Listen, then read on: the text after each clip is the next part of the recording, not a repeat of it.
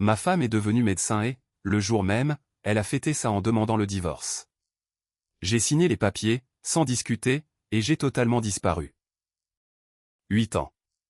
C'est le temps que j'ai consacré à réaliser le rêve de quelqu'un d'autre, pendant que le mien prenait la poussière dans un coin. 8 ans à faire des doubles journées, pour payer ses études de médecine. 8 ans de dîner surgelés, parce qu'elle étudiait constamment. 8 ans de vacances annulées, car elle devait se concentrer sur ses examens. 8 ans de promesses, m'assurant que dès qu'elle aurait son diplôme, tout changerait. La cérémonie de remise des diplômes a eu lieu un jeudi, au mois de mai. J'avais posé un jour de congé exprès, pour être présent. J'avais même acheté une chemise neuve, spécialement pour l'occasion. Après tout, cela devait être notre moment, notre réussite, le début de notre avenir. Je m'étais assis dans la salle bondée, la regardant traverser la scène. Quand son nom a été appelé, je me suis levé, et j'ai applaudi plus fort que tout le monde. Ces 8 années de sacrifice portaient enfin leurs fruits. Du moins, c'est ce que je croyais. La cérémonie s'est terminée vers midi. Les familles prenaient des photos, célébraient l'événement, et faisaient des projets pour le dîner. J'ai attendu près de la voiture, pendant qu'elle posait avec ses camarades de promotion. Le diplôme, serré contre elle, ressemblait à un ticket d'or. Quand elle s'est enfin approchée de moi, je m'attendais à une étreinte, un baiser, ou peut-être même des remerciements. Au lieu de cela, elle m'a tendu une grande enveloppe en papier craft. « Qu'est-ce que c'est ?» ai-je demandé. « Les documents pour le divorce », a-t-elle dit, avec le même ton que si elle parlait de la météo. J'ai déjà signé ma partie. J'ai fixé l'enveloppe, puis je l'ai regardée. Elle ne plaisantait pas. Il n'y avait aucune émotion dans ses yeux, et pas la moindre hésitation dans sa voix. Ce n'était pas une décision spontanée. Tout avait été planifié. « Tu es sérieuse, là ? » ?»« Absolument. Écoute, je n'ai plus besoin de toi. J'ai mon diplôme. J'ai une offre d'emploi. J'ai un avenir. Tu as été utile pendant mes études, mais ce chapitre de ma vie est maintenant terminé. » Utile. 8 ans de ma vie se résumaient à un seul mot, utile. Alors, qu'est-ce que j'étais? Une sorte de bourse d'études? Tu savais dans quoi tu t'engageais, a-t-elle répondu en haussant les épaules. Dès le début, j'ai clairement établi mes priorités. La faculté de médecine passait avant tout. Maintenant, je suis médecin, et je veux prendre un nouveau départ. Sans boulet à traîner. Un boulet. Voilà ce que représentaient 8 ans de mariage pour elle. Un boulet. Ses collègues ont commencé à se rassembler autour de nous, se demandant probablement pourquoi notre conversation était si tendue. J'en reconnaissais certains, croisés lors de rares soirées auxquelles j'avais assisté au fil des ans. Ils savaient tous que j'étais le mari qui faisait des heures supplémentaires, pour payer les études de leur ami. J'ai ouvert l'enveloppe, et j'ai parcouru les documents du regard. Tout était déjà rempli. Elle avait divisé nos biens, gardé la voiture qu'elle voulait, et avait même déclaré l'appartement comme sa propriété exclusive, puisqu'elle allait bientôt gagner un salaire de médecin. On ne me laissait que le strict minimum légal. Tu as vraiment pensé à tout ça? Oui, je ne suis pas stupide. Je sais ce que je veux. J'ai regardé ces camarades qui nous observaient, les familles qui faisaient la fête à proximité, et cette femme que j'avais soutenue pendant 8 ans, qui me jetait maintenant comme un manuel scolaire usagé. Puis, j'ai fait quelque chose qui a surpris tout le monde, et surtout elle. J'ai sorti un stylo de la poche de ma veste, et j'ai signé chaque page, sans même lire le reste. Juste là, sur le parking, devant les collègues de sa faculté, j'ai mis fin à notre mariage avec la même désinvolture qu'elle avait eue en entamant cette conversation. Voilà, ai-je dit, en lui rendant les papiers. Félicitations pour ton diplôme, et pour le divorce. Elle en est restée bouche bée. Elle s'attendait à des drames, des supplications, ou peut-être même de la colère. Elle a eu droit à une simple transaction commerciale. Attends, c'est tout? Tu ne vas pas te battre? Essayer de m'en dissuader? Pourquoi me battrais-je pour quelqu'un qui venait de me traiter de boulet? Je me suis retourné, et je me suis éloigné de la voiture, la laissant plantée là, avec son diplôme dans une main, et les papiers du divorce signés dans l'autre. J'entendais ses collègues commencer à chuchoter. Je n'ai pas regardé en arrière, je n'ai pas haussé le ton, je n'ai pas fait de scène. J'ai simplement quitté ce parking, et je suis sorti totalement de sa vie. La dernière chose que j'ai entendue, en tournant au coin de la rue, c'est un de ses camarades demander qui c'était, et pourquoi il s'éloignait de sa propre voiture. J'ai continué à marcher. Elle voulait un nouveau départ, sans boulet à traîner. Parfait. Elle allait bientôt découvrir quel genre de charge je portais réellement depuis toutes ces années. 3 jours après l'incident du parking de l'université, j'avais disparu, non seulement de l'appartement, mais aussi de toute la région. Alors qu'elle s'attendait sans doute à me voir revenir à genoux, avec des fleurs et des excuses, je mettais en œuvre le plan de disparition le plus minutieux de ma vie.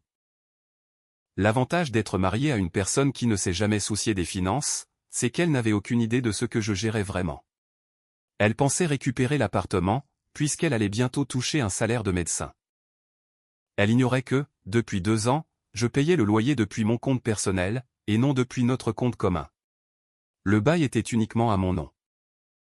Pendant ces 3 jours, j'ai liquidé tout ce qui avait de l'importance, j'ai fermé nos comptes communs, et j'ai transféré ma part dans une nouvelle banque, dont elle n'avait jamais entendu parler. J'ai résilié les contrats d'électricité et d'eau à mon nom, j'ai transféré mon numéro de téléphone chez un autre opérateur, et j'ai même annulé l'abonnement Netflix qu'elle aimait tant. Le samedi matin, j'étais déjà en train de charger mon utilitaire avec tout ce qui m'était cher. Mes vêtements, mes outils, la porcelaine de ma grand-mère qu'elle n'avait jamais appréciée, et ma collection de disques vinyles, qui prenaient trop de place selon elle. Lyon est devenu ma nouvelle destination. Non pas parce que j'y avais des attaches, mais justement parce que je n'en avais aucune. Une page blanche, dans une ville où personne ne connaissait mon histoire, et où personne n'irait me chercher. L'appartement que j'ai trouvé était tout ce qu'il y a de plus banal. Un 2 pièces à 15 minutes du centre-ville, avec vue sur un parking, plutôt que sur les toits de la ville. Elle avait toujours eu des envies de luxe, mais cet endroit était le mien. Totalement, légalement, et financièrement à moi. Trouver un emploi m'a pris moins d'une semaine. Un poste de chef de chantier, dans une entreprise spécialisée dans les bâtiments commerciaux. Le salaire était correct, les horaires raisonnables, et personne ne me posait de questions sur ma vie privée. C'était parfait. Pendant ce temps, dans notre ancienne ville, elle découvrait la réalité de son nouveau départ. Le premier signal d'alarme a retenti lorsqu'elle a essayé de payer le loyer.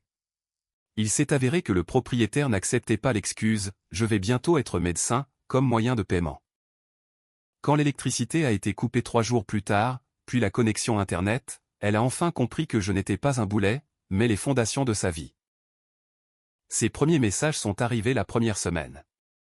Il faut qu'on parle. C'est ridicule. Tu ne peux pas disparaître comme ça.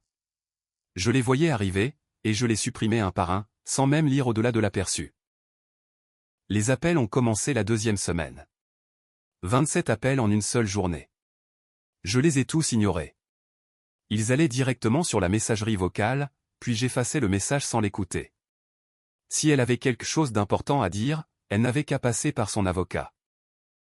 La 3e semaine, elle a contacté mes anciens collègues, pour essayer d'obtenir mes nouvelles coordonnées. Mon ancien patron m'a appelé, pour me prévenir qu'une femme très agitée, prétendant être ma femme, s'était présentée au bureau. Je l'ai remercié pour l'avertissement, et je lui ai répondu que je n'avais pas de femme. Le 2e mois a été marqué par une véritable panique. Apparemment, elle a essayé de m'utiliser comme garant pour une demande de location d'appartement, pour finalement découvrir que mon ancien numéro était hors service. Elle a contacté ma sœur, mes parents, et même mon ancien colocataire de la fac. Chacun d'entre eux a reçu la même consigne de ma part, répondre qu'ils ne connaissaient personne de ce nom. Le geste le plus désespéré s'est produit au cours du 3e mois. Elle a, d'une manière ou d'une autre, retrouvé mon nouvel employeur, et a appelé le siège social, en affirmant qu'il y avait une urgence familiale. Mon patron a pris le message, et me l'a transmis. Je lui ai dit la vérité, je n'avais pas d'urgence familiale, car je n'avais aucune famille portant ce nom. Il a très bien compris, et a discrètement bloqué son numéro dans leur système. Ce qu'elle ne réalisait pas, c'est à quel point j'appréciais ma nouvelle vie. Lyon me convenait parfaitement. Le café y était meilleur. Les gens s'occupaient de leurs affaires, et personne n'attendait de moi que je sacrifie mon présent, pour l'avenir de quelqu'un d'autre. J'ai rejoint un groupe de randonneurs, qui se réunissait chaque semaine. J'ai commencé à suivre des cours du soir en gestion de projet, et j'ai même recommencé à fréquenter des femmes, bien que ce ne soit rien de sérieux. Je redécouvrais simplement le plaisir d'avoir des conversations, qui ne tournaient pas autour du stress de l'internat ou des plannings de garde. La femme que j'ai rencontrée dans le café d'une librairie, était tout ce que mon ex-femme n'était pas. Elle avait sa propre carrière, en tant que graphiste. Elle payait ses propres factures et, surtout, elle semblait sincèrement s'intéresser à mes idées et à mes opinions. Quand je lui ai dit que j'étais récemment divorcé, elle a simplement hoché la tête et a dit : « Tu as bien fait de savoir quand partir. » Pas de drame, pas d'analyse interminable sur ce qui avait mal tourné, pas de suggestion de thérapie, ni de seconde chance. Juste l'acceptation que, parfois, les mariages prennent fin, et qu'aller de l'avant reste l'option la plus saine. Au bout du 6e mois, j'ai arrêté de vérifier si mon ex-femme essayait de me contacter. Je m'étais construit une routine quotidienne, qui n'avait absolument rien à voir avec son emploi du temps, ses préférences, ou ses besoins.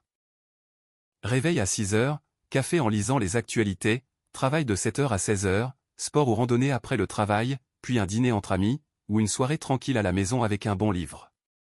Une vie paisible, et totalement mienne. L'ironie de la situation ne m'a pas échappé, alors qu'elle racontait probablement à ses collègues son nouveau départ, en tant que médecin fraîchement divorcé, c'était moi, en réalité, qui vivais une véritable renaissance. Aucun boulet pour me tirer vers le bas, personne pour considérer mes efforts comme une simple commodité temporaire. Elle voulait repartir de zéro, avec une page blanche. C'est exactement ce que je lui ai offert, avec un petit supplément auquel elle ne s'attendait pas, un vide total, là où je me trouvais autrefois. Après 3 ans passés à Lyon, ma vie était bien meilleure que pendant mes 8 années de mariage. Ce que j'ignorais, en revanche, c'est qu'après 3 ans de carrière médicale, mon ex-femme avait découvert que la réalité avait un certain sens de l'humour. Je l'ai appris plus tard, par l'intermédiaire d'une connaissance commune, qui n'a pas pu s'empêcher de partager les ragots. Il s'est avéré que son nouveau départ ne s'était pas déroulé comme prévu. Apparemment, être une jeune médecin n'apportait pas immédiatement la richesse et le prestige qu'elle s'était imaginé. Son salaire de départ, en tant qu'interne, dépassait à peine ce que je gagnais dans le bâtiment. La seule différence, c'est qu'elle avait maintenant un énorme prêt étudiant, qui planait au-dessus de sa tête. Une dette qui était autrefois notre problème collectif, lorsqu'elle avait besoin de ma signature, pour regrouper ses crédits. L'appartement qu'elle avait revendiqué lors du divorce, est devenu un cauchemar financier au bout de 6 mois. Sans mes revenus pour payer le loyer, les charges et les courses, elle a épuisé toutes ses économies, avant même de toucher son premier salaire d'interne. Finalement, elle a dû prendre 2 colocataires pour joindre les 2 bouts, partageant ainsi cet espace qu'elle voulait en garder pour elle seule. Ces colocataires, selon ma source, n'étaient pas ravis de découvrir qu'elle avait divorcé de son mari juste après l'obtention de son diplôme. Surtout, lorsqu'ils ont compris qu'il subventionnait un style de vie, qu'elle espérait financer avec un salaire de médecin qui tardait à venir. Son rythme de travail était épuisant. Des semaines de 80 heures, des gardes de nuit, et des astreintes le week-end qu'elle comptait pourtant passer à profiter de sa nouvelle liberté. La vie sociale d'un médecin célibataire et prospère qu'elle s'était imaginée, se résumait désormais à grappiller quelques heures de sommeil entre 2 gardes, tout en survivant grâce à la nourriture de la cantine de l'hôpital. Pendant ce temps, je m'épanouissais. L'entreprise de construction qui m'avait embauché, m'avait promu au poste de chef de projet principal. Mon salaire avait considérablement augmenté, et je gérais l'un des plus grands projets commerciaux de la région. J'ai acheté une petite maison, avec un jardin agréable. Rien de luxueux, mais elle était entièrement à moi. Pas de mensualité de prêt partagé, pas de planification financière commune, pas besoin de demander l'autorisation pour faire des achats. Mon groupe de randonnée est devenu le cœur de ma vie sociale. Chaque week-end, qu'il pleuve ou qu'il neige, nous explorions de nouveaux sentiers dans les montagnes environnantes. J'étais dans la meilleure forme physique de ma vie, j'avais un cercle d'amis solides, et je me sentais sincèrement heureux, pour la première fois depuis des années. Ma relation avec la graphiste, rencontrée à la librairie, est devenue beaucoup plus sérieuse. Nous étions ensemble depuis plus d'1 an, avançant lentement mais sûrement. Elle appréciait le fait que je ne précipite rien, compte tenu de mon récent divorce. Ce qu'elle ignorait, c'est à quel point il était rafraîchissant d'être avec quelqu'un qui s'investissait à parts égales dans notre relation, plutôt que de me considérer comme un simple soutien financier. Elle avait sa propre maison, sa propre voiture, et son propre compte épargne. Quand nous sortions dîner, elle insistait pour partager l'addition. Quand je préparais le repas chez moi, elle apportait le vin et le dessert. Quand elle cuisinait chez elle, je faisais la vaisselle, et j'apportais des fleurs. Tout semblait équilibré et réciproque. Mais revenons à la situation de mon ex-femme. Le point de rupture, pour elle, semble s'être produit lors de sa 2e année d'internat. Elle travaillait selon un emploi du temps particulièrement éprouvant, lorsque sa voiture est tombée en panne. Un grave problème de moteur, dont la réparation coûtait plus cher que la valeur même du véhicule. Auparavant, cela aurait été mon problème. Je me serais occupé du financement, j'aurais négocié avec les garagistes, et j'aurais peut-être même emprunté de l'argent à ma famille, si nécessaire. Désormais, elle devait affronter cela toute seule, avec des cartes de crédit plafonnées, et aucune épargne. Au final, elle a dû prendre les transports en commun pendant 3 mois, avant d'obtenir enfin un crédit pour une voiture d'occasion, dont les mensualités ont englouti une part importante de son budget déjà très serré. Toute cette épreuve a, apparemment, provoqué un déclic dans son esprit, lui faisant réaliser ce qu'elle avait perdu, en se débarrassant de son fameux boulet. C'est à ce moment-là que les véritables recherches ont commencé. Elle a d'abord essayé les réseaux sociaux, mais j'avais supprimé tous mes anciens comptes, et je n'en avais jamais recréé sous mon vrai nom. Ensuite, elle a contacté tous nos amis communs, mais la plupart d'entre eux avaient choisi leur camp après le divorce, et ce n'était pas le sien. Après 2 ans de recherches infructueuses, elle a engagé un détective privé. Elle lui a même versé une avance de 1 000 €, avec de l'argent qu'elle ne pouvait pourtant pas se permettre de dépenser. Il a retrouvé les adresses de mes anciens employeurs, et a même retracé certains membres de ma famille, qui ne lui ont absolument rien dit d'utile. La percée a eu lieu, lorsqu'elle a abusé de son accès aux bases de données médicales, au cours de sa 3e année d'internat. D'une manière ou d'une autre, elle a eu l'idée de chercher dans les registres d'emploi des hôpitaux de plusieurs régions, en tapant mon nom dans les offres liées au domaine de la construction.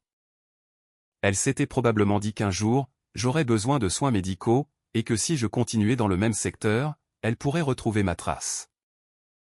C'était une hypothèse improbable, qui n'aurait pas dû fonctionner, mais qui a pourtant porté ses fruits.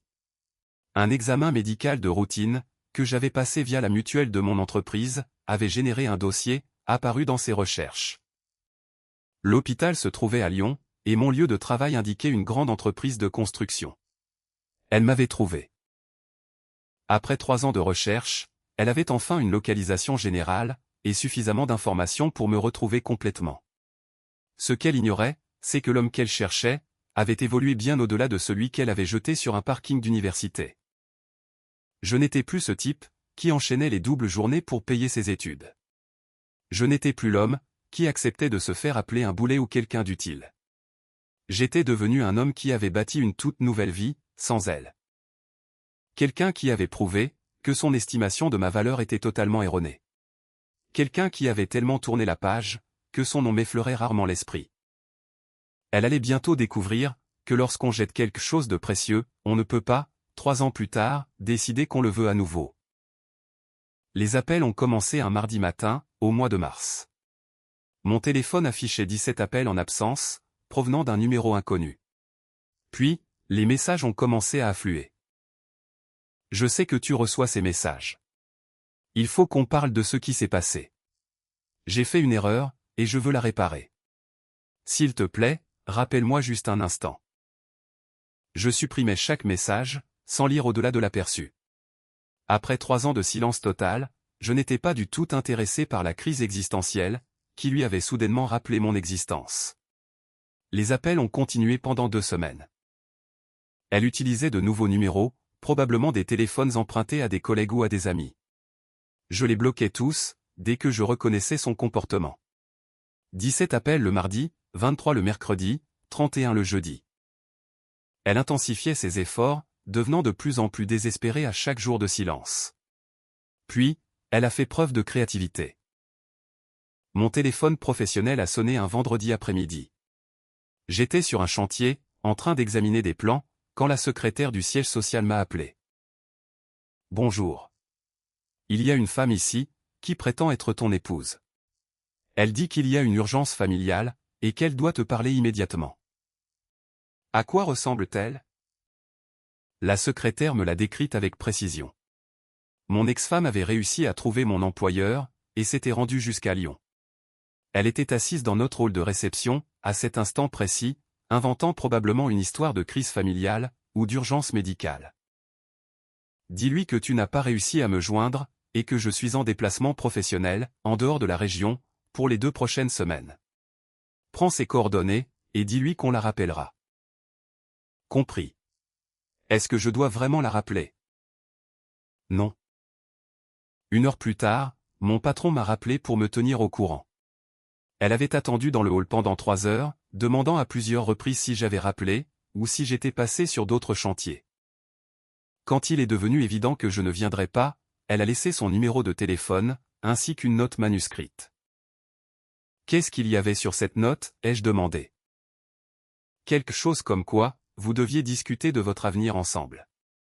Elle avait l'air vraiment bouleversée, lorsqu'elle a compris qu'on ne l'aiderait pas à te retrouver. Merci d'avoir géré ça de manière professionnelle. De rien. On a parfois affaire à des ex-femmes un peu compliquées. Je vais signaler ces informations, au cas où elle reviendrait. Elle n'est pas retournée au bureau, mais elle a trouvé d'autres moyens de se manifester. Apparemment, elle a passé le week-end à rouler dans tout Lyon, à la recherche de mon utilitaire, fouillant les parkings des résidences et des restaurants.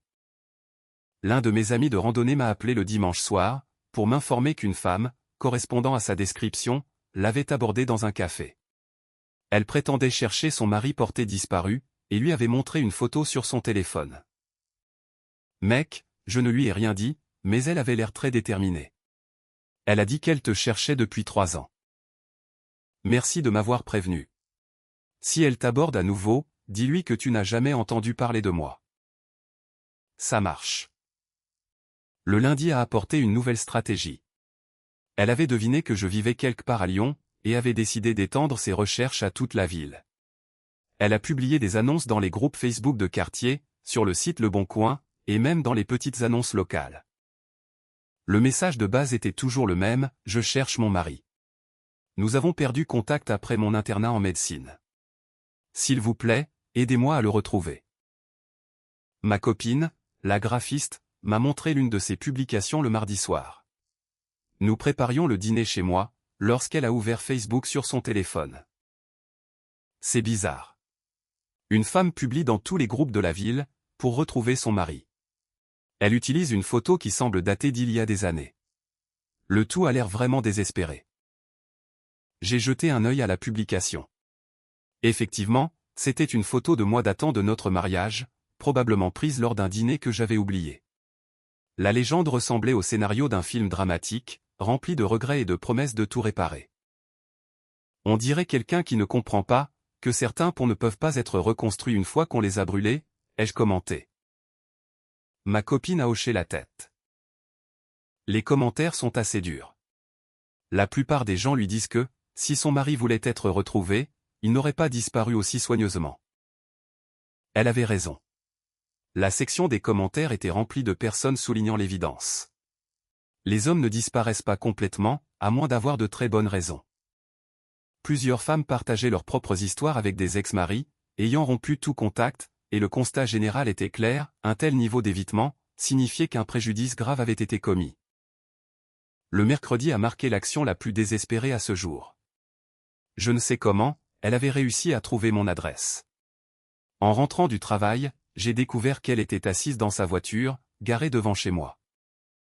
Elle y était restée assez longtemps pour attirer l'attention des voisins, car Madame Dubois, qui habite de l'autre côté de la rue, m'a interpellé pendant que je me garais dans mon allée. Depuis midi, cette femme tourne en rond, et demande à tous les passants s'ils vous connaissent. Je lui ai répondu que je ne vous avais jamais vu de ma vie. Merci beaucoup. Si elle s'approche encore de vous, n'hésitez pas à signaler son comportement suspect à la police. Je me suis garé dans le garage, et je suis entré par la porte latérale, évitant tout contact avec son véhicule. Elle savait que j'étais à la maison, ce qui signifiait qu'une véritable confrontation était imminente. La sonnette a retenti vers 19 heures. Des coups de sonnette continus et agressifs, qui ont duré 2 minutes, suivis de coups contre la porte, puis de nouvelles sonneries. J'ai ignoré tout cela, poursuivant mon rituel habituel du soir, le dîner, et un peu de lecture. Vers 21 h, elle a commencé à crier à travers la porte. Je sais que tu es là. J'ai vu ton pick-up dans le garage. Il faut qu'on parle de ça, comme des adultes. J'ai conduit pendant 16 heures, pour venir jusqu'ici. Je ne partirai pas avant que tu m'aies au moins écouté. Les voisins profitaient clairement du spectacle. Je voyais les lumières des Porsche s'allumer, tout le long de la rue. Les gens se demandaient probablement quel drame se jouait, dans leur quartier habituellement si calme. J'ai appelé le numéro non urgent de la police. Je voudrais signaler une intrusion, et des troubles à l'ordre public à mon domicile. Il s'agit de mon ex-femme, elle est là depuis des heures, et refuse de partir. Le policier, arrivé 20 minutes plus tard, s'est montré très professionnel. Par la fenêtre, je l'ai observé discuter avec elle pendant une dizaine de minutes. Elle faisait de grands gestes en direction de ma maison, expliquant probablement ses 3 années de recherche, et son désir désespéré de se réconcilier. Il a frappé à ma porte, et j'ai ouvert. Monsieur, cette femme prétend être votre ex-épouse, et dit qu'elle doit discuter de choses importantes avec vous. Êtes-vous disposé à lui parler? Non. Nous sommes divorcés depuis 3 ans, et je n'ai aucune envie de communiquer avec elle. J'aimerais qu'on la fasse partir de ma propriété. C'est noté. Je vais l'escorter, et lui expliquer qu'elle doit vous laisser tranquille. À travers la vitre, je l'ai vu retourner vers sa voiture, et reprendre la conversation. Cette fois, il a été nettement plus ferme, car elle est montée dans son véhicule et s'est éloignée, sans même jeter un regard vers ma maison. 5 minutes plus tard, mon téléphone a vibré. C'était un SMS d'un numéro inconnu, la police ne m'empêchera pas de t'aimer. J'attendrai le temps qu'il faudra. J'ai fait une capture d'écran du message, et je l'ai ajouté au dossier que j'avais commencé à constituer. Si la situation dégénérait, je voulais avoir des preuves documentées de tout, 3 ans de silence total, suivi de 2 semaines de pur désespoir. Elle m'avait trouvé, mais elle allait bientôt découvrir que trouver quelqu'un, et renouer avec lui, sont 2 choses radicalement différentes. Elle m'a coincé au magasin Leroy Merlin, le samedi après-midi. J'étais en train de charger des planches dans mon utilitaire, pour aménager ma terrasse, quand j'ai entendu sa voix derrière moi. S'il te plaît, ne pars pas, accorde-moi juste 5 minutes. Je me suis retourné, et je l'ai vue, debout à 3 mètres de moi. Elle avait l'air de ne pas avoir dormi depuis des jours. Elle était plus maigre que dans mes souvenirs, avec des cernes foncées sous les yeux, et cette énergie fébrile propre aux gens qui ne carburent plus qu'au désespoir. 5 minutes pour quoi faire? Pour t'excuser? Pour t'expliquer? Pour demander une autre chance? J'ai fermé le coffre de ma camionnette, et je me suis tourné face à elle. Tu as eu des opportunités pendant 8 ans. Tu les as toutes épuisées sur ce parking, il y a 3 ans. J'étais stressé. La fac de médecine était épuisante, et j'ai dit des choses que je ne pensais pas. Je le regrette chaque jour depuis lors. Et qu'est-ce que tu regrettes, exactement? De m'avoir traité de boulet, ou le fait que ce boulet soutenait en réalité toute ta vie? Elle a tressailli en entendant ces mots. Je n'aurais jamais dû dire ça. J'avais peur de commencer ma carrière, et je pensais qu'il me fallait être totalement indépendante, pour prouver que je pouvais être un vrai médecin. Et comment ça se passe pour toi? Elle a serré les mâchoires. Ça s'est avéré plus difficile que prévu. Les horaires, l'argent, tout. Aujourd'hui, je me rends compte que j'ai sacrifié ce que j'avais de plus précieux, pour une carrière qui n'était pas celle que je m'étais imaginée. Je me suis appuyé contre mon utilitaire, et j'ai croisé les bras. Alors, laisse-moi bien comprendre. Quand tu pensais devenir riche et avoir du succès, tu m'as jeté comme un vulgaire déchet. Et maintenant que la réalité t'a frappé de plein fouet, et que tu galères, je suis soudainement devenu la meilleure chose qui te soit jamais arrivée. Ce n'est pas ça. C'est exactement ça. C'est toi-même qui l'as dit, tu n'avais plus besoin de moi. J'avais été utile pendant tes études, mais ce chapitre était clos. Tu t'en souviens? Elle a baissé les yeux. J'avais tort. Oui, tu avais tort sur beaucoup de choses. Je sais que je t'ai blessé, mais nous pouvons réparer ça. Nous avions quelque chose de beau, avant que la médecine ne prenne toute la place. Nous pouvons retrouver ça. J'ai failli éclater de rire. Nous n'avons jamais rien eu de beau. Pendant 8 ans, j'ai été ton système de soutien personnel, pendant que tu poursuivais ton rêve. Pendant 8 ans. Tu as bénéficié de mon travail financier et émotionnel gratuit, pendant que tu construisais ta carrière. Ce sont deux types de relations complètement différentes. C'est injuste. Injuste? Tu veux qu'on parle de justice? Laisse-moi te dire ce qui a été juste. Tu as eu exactement ce que tu avais demandé, un nouveau départ, sans boulet. Et moi, j'ai eu exactement ce que je méritais, après 8 ans passés à être pris pour acquis, une vie où l'on m'estime à ma juste valeur. Mais je t'estime. Je t'ai toujours estimé. Tu estimais ce que je t'apportais. Il y a une différence. Elle a fait un pas vers moi, et j'ai vu des larmes perler dans ses yeux. Je t'aime. Je t'ai toujours aimé. Je me suis juste perdu dans mes priorités. Non, tu ne t'es pas perdu. Tu es simplement devenu honnête. Pour la première fois en 8 ans, tu m'as dit très exactement ce que tu pensais de moi, et de notre mariage. Ce sont seulement tes circonstances qui ont changé. Les gens changent. J'ai changé. As-tu vraiment changé, ou es-tu juste désespéré parce que la vie d'adulte s'est avérée plus difficile que tu ne le pensais? Elle est restée silencieuse un instant, avant de tenter une autre approche. Qu'est-ce que je peux faire pour te prouver que je suis différente maintenant? Rien. Parce que moi aussi, je suis différent aujourd'hui. Qu'est-ce que tu veux dire? Je veux dire que je ne suis plus l'homme que tu as rejeté il y a 3 ans. Le type qui enchaînait les heures supplémentaires pour payer tes factures. N'existe plus. Le gars qui acceptait de se faire appeler un boulet, et d'être juste utile, n'existe plus. Tu parles à quelqu'un de totalement différent. Je ne te crois pas. Les gens ne deviennent pas simplement d'autres personnes comme ça.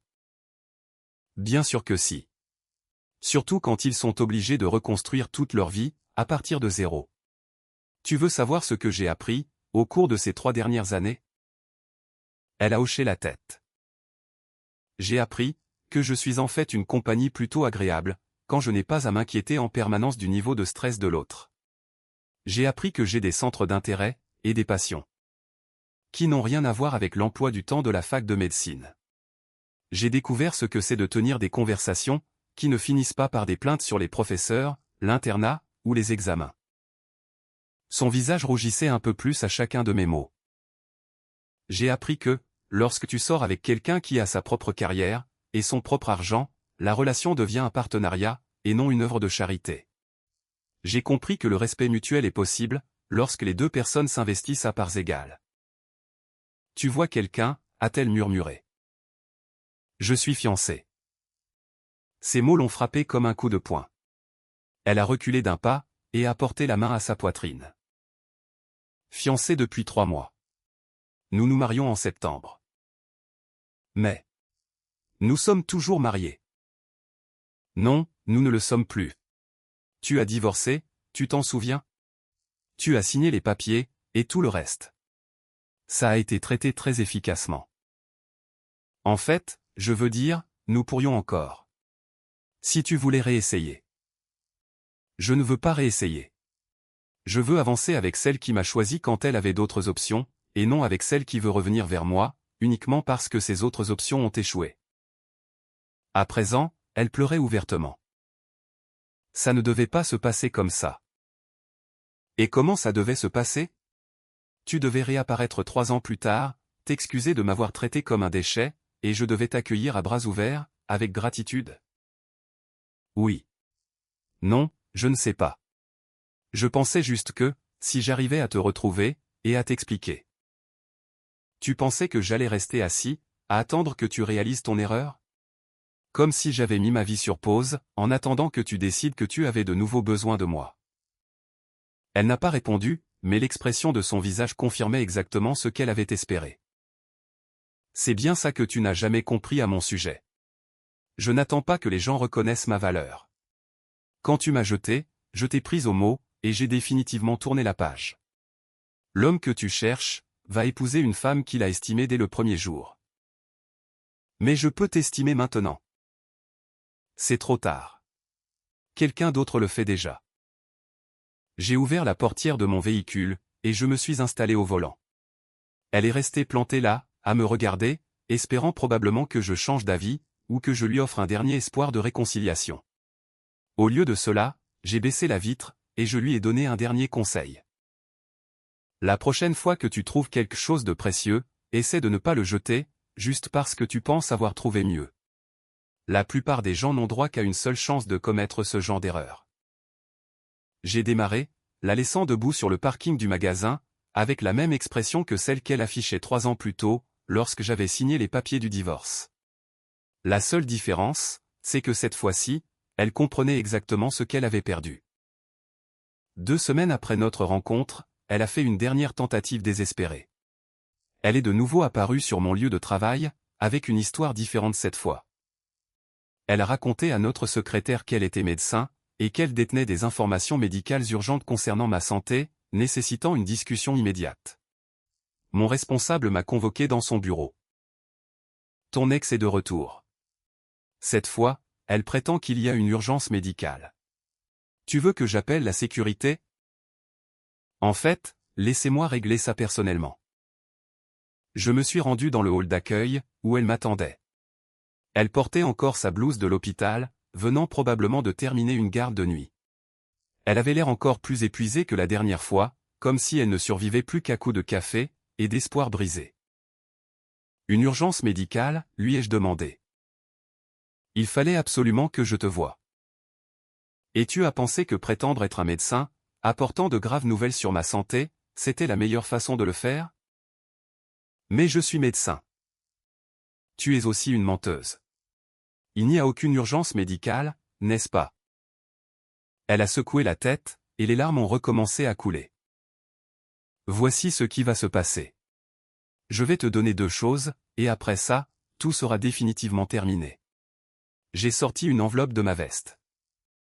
Premièrement, voici une ordonnance d'éloignement. Tout contact futur avec moi, qu'il soit direct ou indirect, deviendra une affaire judiciaire. Cela inclut le fait de te présenter à mon travail, à mon domicile, de contacter mes amis, ou d'inventer de fausses urgences. Ses mains tremblaient en prenant l'enveloppe. Deuxièmement, ceci est pour toi. Je lui ai tendu un faire-part de mariage. Mon nom, et celui de ma fiancée, y était imprimé avec une police élégante, accompagné de la date en septembre, et du lieu de réception à Lyon. Je veux que tu comprennes, que je ne suis pas simplement en train de tourner la page. Je l'ai déjà entièrement tournée.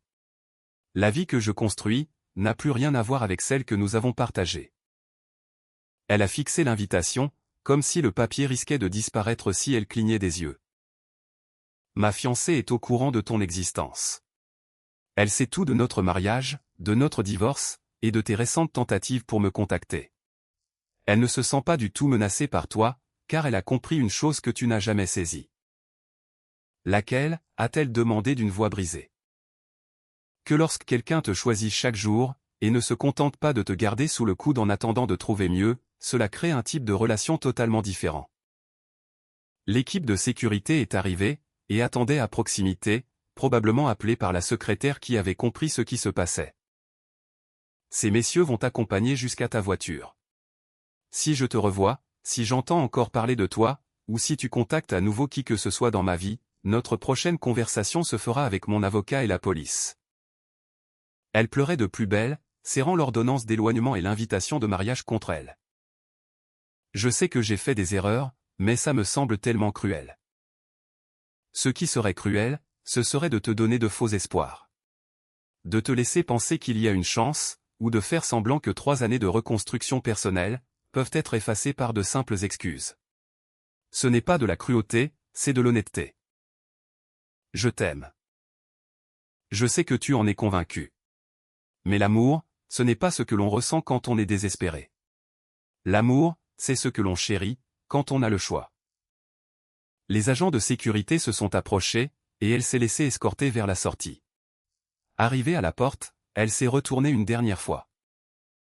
Me pardonneras-tu un jour? Je t'ai déjà pardonné.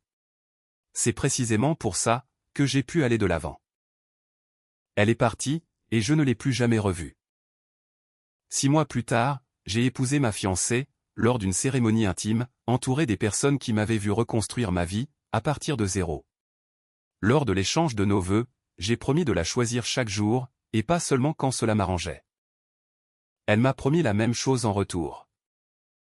Parfois, la meilleure vengeance ne consiste pas à rendre les coups. C'est de vivre si bien, et d'être si heureux, que les personnes qui vous ont rejeté, réalisent qu'elles ont jeté quelque chose d'irremplaçable. Mon ex-femme voulait un nouveau départ, sans boulet. Je lui ai donné exactement cela, et j'ai construit quelque chose de bien meilleur, que tout ce que nous avions jamais eu ensemble. Elle a obtenu ce qu'elle avait demandé. J'ai reçu ce que je méritais. Nous étions enfin libres.